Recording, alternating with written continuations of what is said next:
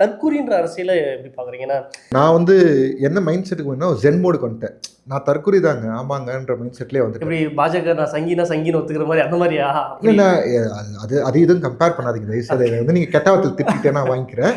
தயவுசெய்து அந்த வார்த்தையெல்லாம் சொல்லாதீங்க ப்ளீஸ். இப்போ என்ன ஆங்கிள் அப்படின்னா, நீங்க இப்போ எஸ்ஆருக்கு எடுத்து ஒரு ஆர்ப்பாட்டம் இருந்தது. எல்லாரும் வந்து என்ன சொன்னாங்க, விஜய் நான் வரலன்னாங்க. ஆனா ஒரு விஷயம் எல்லாரும் மறந்ததோ இல்ல வேணும்னே நகர்ந்து போறதோ என்னன்னா, தமிழ்நாட்டில் இருக்கிற எல்லா மாவட்டத்திலையுமே அட் அ டைம்ல சொன்ன நேரத்துல அத்தனாயிரம் இளைஞர்கள் சேர்ந்தாங்க. ஒவ்வொரு மாவட்டத்திலையும் மினிமம் 3000 பேர். 10,000 15,000 போன மாவட்டமும் உண்டு ஒரு சில இடத்துல. ஸோ லட்சக்கணக்கான பேர் நிர்வாகிகள் எதுக்கு வந்தாங்க? இவங்க தற்குறியா? நிச்சயமா. அந்த ஒரு கட்டமைப்பு இருக்கு எங்களுக்கு. அட் அ டைம்ல எல்லா மாவட்டத்திலையும் ஒரு ஈவெண்ட்டை பிளான் பண்ணி பெர்ஃபெக்டா பண்ற அளவுக்கு கெப்பாசிட்டி இருக்கு. ஆர்ப்பாட்டத்துக்கு தான் வரும்னு தெரியும். சினிமாக்கு வரல. திமுகல பண்ற மாதிரி அந்த ரெக்கார்ட் டான்ஸ் பார்க்கறதுக்கு வரல. இவங்க ஆர்ப்பாட்டத்துக்கு தான் வந்தாங்க, தெரிஞ்சுதான் வந்திருக்கிறாங்க.